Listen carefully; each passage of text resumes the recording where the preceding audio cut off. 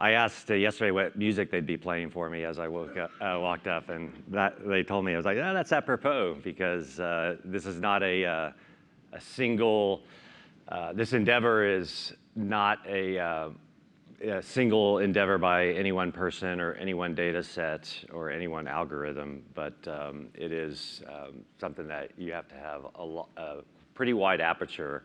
I always like to say to really be confident about what you're putting out in the marketplace, and it takes a little help from a bunch of friends.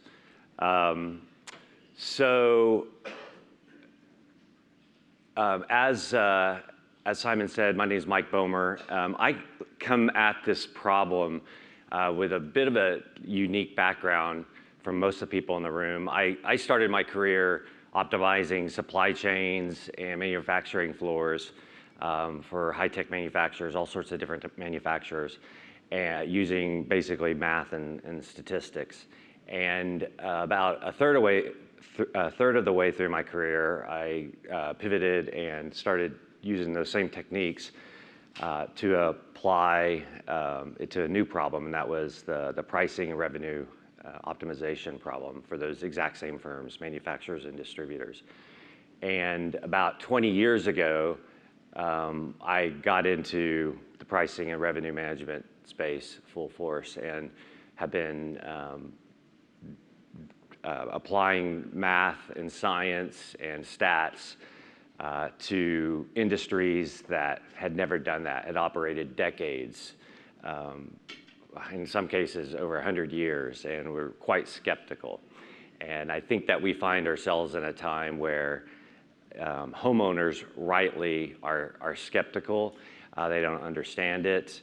A lot of the folks in this room don't understand it. That's why we're all here. And so I'm here to share some of my experiences and talk to you about how we take a very client-centric approach, as Simon said, at TurnKey, and they are paramount in our ability to make sure that we're doing a good job every day for them.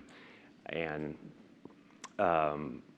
we basically, early on in my career, like I said, about 20 years ago, you had the only people really employing PhDs to solve this problem were the airlines and the hotels, some media. And so you had some revenue management PhDs, huddled in a room someplace, and we're applying it to optimizing networks and fare structures and whatnot for airlines. And it was a big enough problem there. They could afford that. They had the data, they got the expertise, and they had the time. That was 40 plus years ago, and it made sense for them. And so, like I said, what we did at a company that I was an early person at about 20 years ago is we then packaged up that PhD. We had our own team. We packaged up that PhD and we scaled it, and we built software.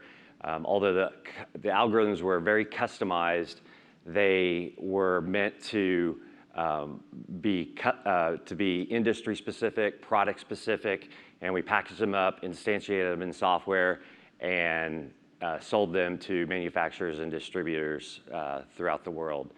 And so this next graphic, illustrates that we basically scaled the PhD, and they had data, and just like in this space, it was dirty data. I've never seen a clean data set in all my life. And they had some of the dirtiest data, some of the largest companies.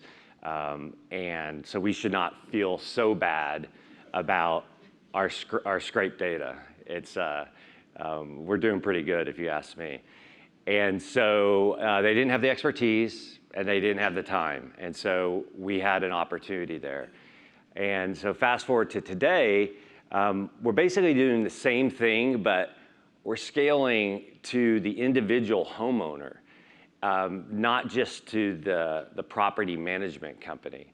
And so one of the presenters yesterday talked about, tabulating, check sheets every time an event occurred, to go ahead and mark that down. And I started to do that yesterday as I heard the term guest mentioned. Guest, which you have to have a guest in order to generate revenue, obviously. And then I did the same for homeowner or client. And I lost track after about a 20-to-1 ratio. And so I thought I'd share with you some thoughts about why focusing on the client, we refer to our homeowners as clients, and they don't have the data, expertise, or time to do this work, and so that's what we're here for them to do, and to put smiley faces on them, and these are some real guests. I mean, sorry, some faux pas. These are some real homeowners looking lovingly at the results that we're producing for them. And we basically, we make sure that we educate our clients. And I encourage everybody else to do the same thing as you learn about the various vendors here, and as you purchase their services, and just make sure that you can explain it to a homeowner, because it will benefit everybody if the homeowners are all educated on these concepts. Because and the other thing to note on that is try to keep it simple. Basically, if you understand something very well, you'd probably be able to explain it very simply, and not just throw buzzwords around and mention AI and all that stuff. Because I do agree with many of the presenters yesterday who said that human intervention is required. Like I said, I've been doing this for about 20 years, and I've yet to build a pricing or revenue optimization model that did not require some sort of oversight at the end of the output. Unconstrained models, they will puzzle, and you'll lose credibility. So you really want to make sure that you have human eyes. That's that service aspect of it that Ryan talked about yesterday. So data, process, and then a service. And the service is or that final decision of what you're going to put in the marketplace on behalf of your client. So with that, I thought I'd talk a little bit about the differences between different industries, and the common element through that, through all these industries, is basically the client, and then show you that really the similarities, of course, the vacation rental night or stay is a perishable good. So there's a sense of urgency. We must, in order to earn revenue, we must sell that night. And of course, vacation rentals is travel related. It's a unique experience. It's a pillow, as one presenter said yesterday. And but it really kind of stops there, if you ask me. So I caution about applying the hammer that was mentioned yesterday on every little nail out there, and to be careful that you're not just applying what they did in hotels to vacation rentals, because there are a lot of differences. I thought it was said best yesterday at the end of the day, when they talked about portfolio optimization problem is a much different problem than point optimization or product optimization. And so I thought I'd talk about some of those. So yes, every house out there has a homeowner with their hopes and dreams. They have a mortgage payment. Some have to make that mortgage payment every month. Some do not, and just are more of a rent out on just a part-time basis. And so you really have to understand your homeowner's needs and desires are. And each of these homes are very unique. When somebody goes online and they get really attached to a home when they're shopping because it is in the perfect location, the layout's great, the furniture is to their liking, to their taste, and it becomes a point purchase, and you'd like to know that about them, and so that you can actually increase price and not just decrease price as you get closer to the time of arrival or of the guest. And so we think about all these homes as unique experiences, and that they're heterogeneous. They are not just, yes, some condos can be considered more homogeneous, but if you have clients with unique experiences, treat them as such and be careful about applying the latest model to the latest price recommendation engine to that, and make sure you maintain human oversight. It's an infrequent, high consideration, price-sensitive purchase. That is unique. Airlines, hotels, they have the business traveler, they're not price sensitive, it's a commodity, they have loyalty programs, and so a lot of the models out there really don't apply. And so you have to keep that in mind as well. Mentioned yesterday, length of stay attributes. You have homeowners' own preferences on length of stay. You have homeowner association requirements, government requirements. These are all constraints that are placed on the optimization model. And it's yet to be determined whether or not those are all considered in those rate recommendations that some of the pricing engines out there that are now being rolled out, if those are considered. And because a home booked at $200 a night, you don't necessarily know when that was booked, what sort of stay it was a part of, and you're only going to be able to get that through your own data. Parent-child setups where you have a unit that can be decomposed into smaller units, and making sure that you're maximizing for the parent.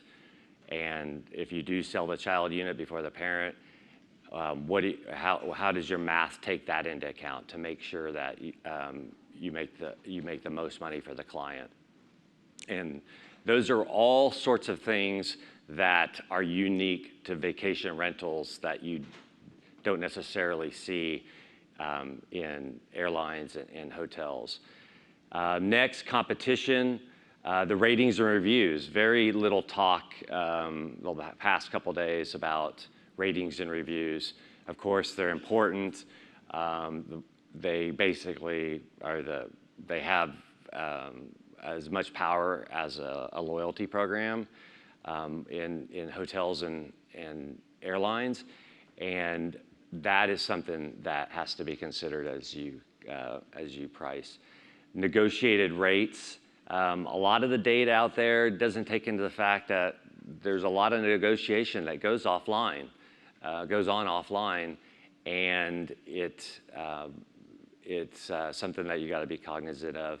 There's a lot of part-time vacation rentals. A listing will come up for a couple of months and then come down, and so it's a lot more dynamic than a hotel, which the inventory is pretty static within a season, but the Airbnb listing can come up and come down. Homes can come on, they change ownership, and they're there for 18 months and they're gone due to ownership changes. And those are all things that you have to contend with when you're thinking about revenue maximization in the VR space. And then again, the client. In a hotel or a airline, or in B2B products like in my previous life, if you could sell more than for one penny more than the marginal cost, you would do so. But in this industry, the marginal cost is much greater than zero. And that varies by homeowners, because a lot of people rather just let the place go empty than to sell it at some rate. And there's a reason why they hide the name of the hotel on sites like Hotwire, because they don't want to diminish their brand. And that same thing with the homeowner. They don't want to. They have a brand, and the marginal cost. We could make a lot more money for the homeowners if they realize that they should take a lower rate, perhaps. But that's something that has to be considered in your revenue maximization efforts as well. Channel parity was talked about. You really cannot go to a homeowner and say, "Oh, sorry, it booked on this other channel, and so you got 10% less." So we want to be channel agnostic, and so and made the site with the best eyeballs, the most eyeballs win, and that is something that is unique to vacation rentals that you don't have as much of a concern in hotel and airline. So that all leads to this fact that we have a pure agency relationship with a single homeowner for a single product that they have. And if we are doing that point optimization rather than that portfolio optimization, the aggregate will be optimized. It's you're optimizing thousands and thousands of SKUs at a company like TurnKey, and it's a non-trivial exercise. So we like it. It's a challenging problem, and I just summarize a couple of the system inputs and attributes here. Like I said, airlines, they've been at it forever. Their data integrity is high. They trust their data. The airlines all share their data with each other. There's a single client there, the chief commercial officer at an airline, and a revenue management team needs to make that person happy with fantastic results. The algorithm, everybody trusts it because it's been around forever. It's a bit of a black box. A lot of the people in the revenue management department don't know how it works always. And they have a North Star metric that's been tried and true, RASM, revenue per available seat mile, and there's strong trust in that because they've been as part of the woodwork. It's been around for a long time, and groups like this look to them for leadership and guidance. Now, hotels, they adopted its revenue management practices after airlines, and they have good data integrity. They have the star reports and the like. There you have more clients. Each GM has their own. Each hotel GM has their own revenue manager. Oftentimes, franchise owners may be receiving a service from a centralized revenue management group. They don't necessarily always take the recommendation, but they have access to it. The visibility is a bit of it's hybrid. It's not quite black box in my opinion. And they, of course, have RevPAR, revenue per available room. And I believe the trust level is strong there. B2B, the space that I started in, a little bit less experience, a lot of skeptics. Most times your data integrity was horrific, believe it or not. We would build models and throw out literally half the data. We had millions of rows of transaction data, and but we could still build a reliable model on only half that data. So the point there is you really have to be skeptical of your data. I am the most suspicious person of data. When something comes across, I always ask the question, why 5 times? Because you have to. It's like, well, why is it this? Why? And then, well, why is it that? As a result, you really need to interrogate your data. Sales and product managers were the clients, and their livelihood is dependent upon the algorithms that us propeller heads were coming up with. And so especially when you're taking control away from them, it's a little threatening, really. And so we would provide price guidance, and you have to then also explain and develop trust, and it was a heavier lift than what the revenue management outfit at an airline has to do. They just need to sell one person or a group of people in that part of the business, whereas sales and product managers, you had to get the adoption, or they would just ignore your price recommendations. And then the project would be a failure. So visibility, again, I once had a client that said, I did not buy a black box. And he was right. He needed to he deserved to understand what was going into the science. And he was a smart guy, and he could understand it. And the PhD person I had on my team, he didn't explain it very well, and they got frustrated at each other. And the PhD was like, this is not that difficult. And the client said, Ahmet, we are here on a Saturday. By definition, this is not easy. This is not difficult. You're not explaining it right. And it was really a very telling moment in my career when I decided at that point I was going to build what then we ended up calling the Opt UI, the optimization UI, to allow clients to see at a layperson's level what was going on with the math, not just see a price. And so that the sales managers and product managers at these clients could understand what was going on. And there are some providers out there, Beyond Pricing does it they have their calendar and they show the different factors that go into it. And so that goes a long way in getting buy-in on the price recommendations. And at the end of the day, we would do A/B tests to prove that our technology was working, and we would go back and repeat those A/B tests to make sure that our gross margin outcome was there and always there.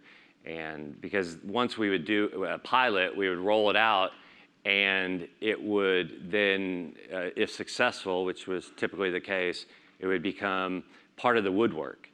And then, like at airlines, as part of the woodwork, but is it really maximizing revenue? You don't know until you continue the experimentation and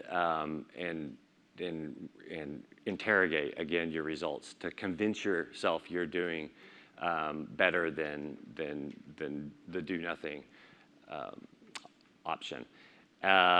Trust, again, it was mixed depending on how good of a job you did on the communication. So that brings us to the VR.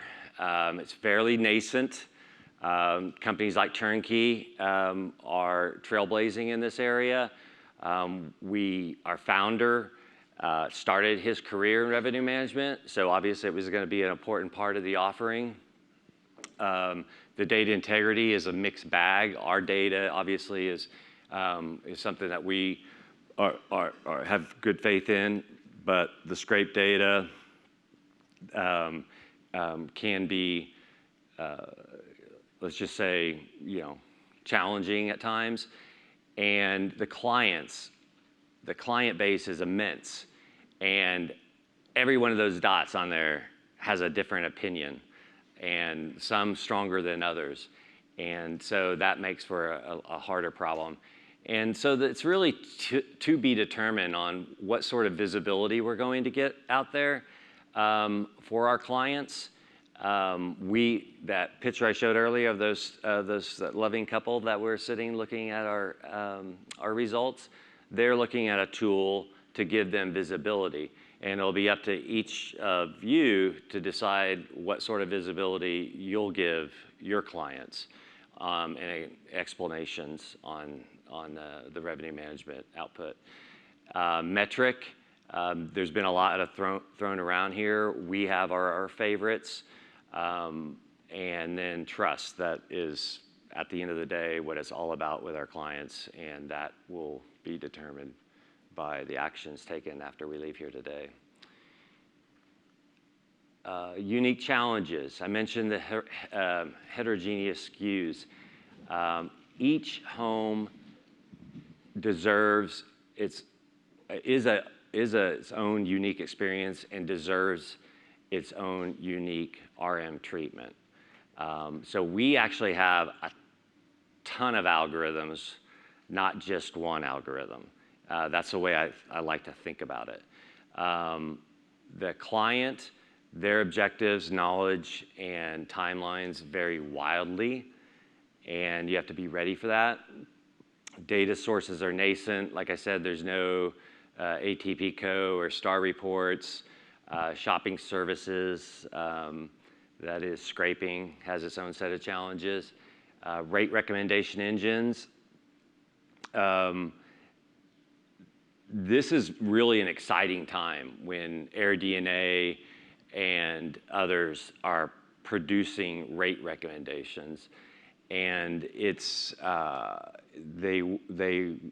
and actually I was very impressed by the previous presenter, how forthcoming he was, saying how it's still pretty early. At my previous company, you'd never hear a head of sales say something like that. They'd say it's perfect right out the gate. So it was quite impressive. And then probably one of the most important things about our challenge is you have to get to right a lot quicker than the airlines or hotels. Because if you don't sell that, whatever it may be, Coachella or Sundance at the right price, or even a shoulder season stay, it could make the difference between them being cash flow, the homeowner being cash flow negative or positive, and also make the difference between you continue your relationship with that client or not. So the room for error is quite small. And I like to say a pilot can, when they're landing an airplane, they can land in the first third of the runway.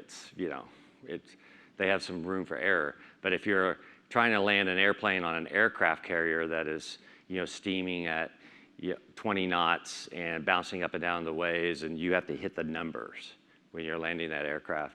And that is a lot harder to do. And that's why naval aviators are they're very proud of themselves versus the Air Force or airline pilots. And so that's what I like to think about what we do versus what I used to do in some of my previous roles is we are landing that price on that aircraft carrier because the margin for error is so small. It's a much harder thing to do. So path forward, my recommendation, my call to action for everybody is to, make sure you focus on data integrity and make sure you are smart about your segmentation, like the previous guest talked about, not your comp sets. Every home is different, like I said, and they deserve the attention of really knowing them well and knowing what makes them unique and making sure that they're only compared to other homes that are as deserving. So, 50 homes in a comp set, does it need to be that large? Maybe, maybe not. 5 may be sufficient. And if those 5 are truly the best comps for that home. Client education and transparency. I've said this a bunch. So invest in that, build the tools, insist upon that from your service providers. And then also a revenue focus. It seems to me that everybody is focused on rate. But if you broaden your aperture and you think about revenue instead of just rate, then you'll focus the client on revenue and not necessarily the rate on the most recent reservation. And if you do that, you'll have more time to optimize than to explain to clients. And with that, I thank you. And we're doing good things at TurnKey, trailblazing, like I like to say. So if anybody's interested, we're hiring in my group. So come talk to me after. Thank you, Mike. Excellent. Thank you so much. Yep. I don't let you go now, so you have to stay. Okay. You said, please don't ask me any questions. You won't get away with that. So, that was really a great breath of fresh air, and really, I loved his owner focus. But I've got a few questions around that. Sure. One of the key slides that I really enjoyed is also the comparison and where the industry is from a data and revenue management standpoint, right? And interesting enough, it's very hard for us to price something that is individual, right? So, not that I understand airline revenue management either, because I can fly via Milan probably half the price than a direct flight out of Zurich going somewhere. But that's something that nobody can explain to me why this is that way. And I love taking the train to Milan to fly back to Zurich, so it's pretty stupid. But hopefully, our industry is not going to do that. But so if you buy an airline seat, you know what you get, right? No leg space, uncomfortable. You fly it from A to B. So it's pretty straightforward, right? But if you book a vacation rental, you sort of don't know what you get. And one point that you raised, which I find is super interesting, that flows into this, is the ratings and the reviews, which is missing, right? Yes. But that translates into a question to think about: do we, as an industry, need standards? Is that for you as a revenue manager going to make it easier? Where if you book a hotel and it has 4 stars at it in the United States, you pretty much know what you're going to get, right? And if it's a 2-star in France, you know also what you get, right? But in vacation rental, we had a lot of debates about standardizing the product, and people are scared. It's like you can't standardize individual products because that's what we're all about. But some basic standards to like a star rating system that can influence in how we can do better pricing. Would you think that's something the industry needs? And if so, how could we tackle that? And would that help yield and revenue management? It certainly would help. Interestingly enough, before joining TurnKey, I headed up the pricing group at the #1 ratings and review provider that you've never heard of, because they're a white label solution, and they have more ratings and reviews out there than anybody else other than Amazon. And they're bigger than Yelp. And so we would quantify the value of a review. And so, yes, standardization would help. But again, all the reviews, they vary in level of detail and helpfulness, and some get voted up and whatnot.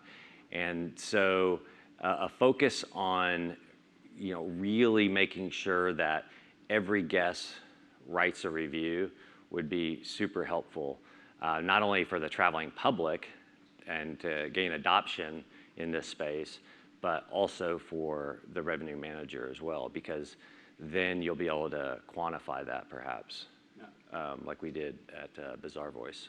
Okay. Now, followed on that in terms of conversations, improving with the owners, like what the airlines did is that they added 2 inches of leg space for another $20, right? Mm-hmm. And then whatever, add on some other stuff. And since we don't control the product ourselves, one thing that I did or used to do in my previous job as CEO at Interhome, we for example, financed hot tubs and swimming pools and whatever. And because we knew what an additional service or like a hot tub or a jacuzzi or a swimming pool could generate in additional revenue, right? And then finance that on behalf of the owner. So pushing back to owners is always a super hard challenge, right? The sofa is scrappy and the bed needs new mattresses, and they say if you put new mattresses in, we're gonna increase your ADR by $1.50. Is that something you practice, and how do you implement that in the conversation with your homeowners? Right. So yes, amenities. I always like to say there's 3 drivers of revenue for a home. It's desirability, which is basically location and amenities. Availability, how much of the calendar can be sold, and then bookability, the rate rules, rate restrictions, and whatnot. And all of those things are pretty much determined by the homeowner. So it's a client relationship. It's a client management initiative at that point. And yes, quantifying the value of a boat dock or a hot tub. Yes, we'll do that all day long. It's easy to do when you have the data. And how is it adopted by the homeowners? Sometimes. It depends on their, how much, what's their time horizon. Are they gonna sell this home in 12 months? Then they're not gonna put in a hot tub. So you really have to understand what your homeowner's objectives are, and that starts in the sales process, really understanding what they're looking to get out of the home, okay. and then you can plan accordingly. I have one last question. Yeah. How does that translate into the contractual relationship, right? I mean, we haven't talked about homeowner contracts, depending on the pricing model that you have. Do you have a net price model? Do you have a commission model? And how does that translate into contracts? I mean, I talk a lot about Europe, of course. It's a bit more the softer spot. And when I look at these homeowner contracts, I mean, that's just dreadful, right? I mean, they're like 50 years old and they have never changed in 50 years, these homeowner contracts. And the only way you can get them to sign is basically put a gun to their head. And that's not really, our time anymore, right? And I think homeowner contracts are super important in this whole data and revenue management debate, because if you have very restrictive contracts, your data and yield revenue management you can forget about it. That's why I talked about yesterday in my intro talks that I had one of the largest property managers in Europe doing dynamic pricing, which means they set the price once a year per property, because one of the reasons is they're producing catalogs, but the other reason is their homeowner contracts doesn't allow them to do anything else. So how do you do that, and how does that translate with your homeowners? Well, as far as in my role, I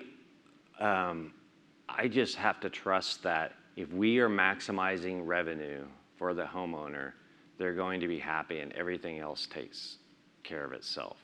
So we don't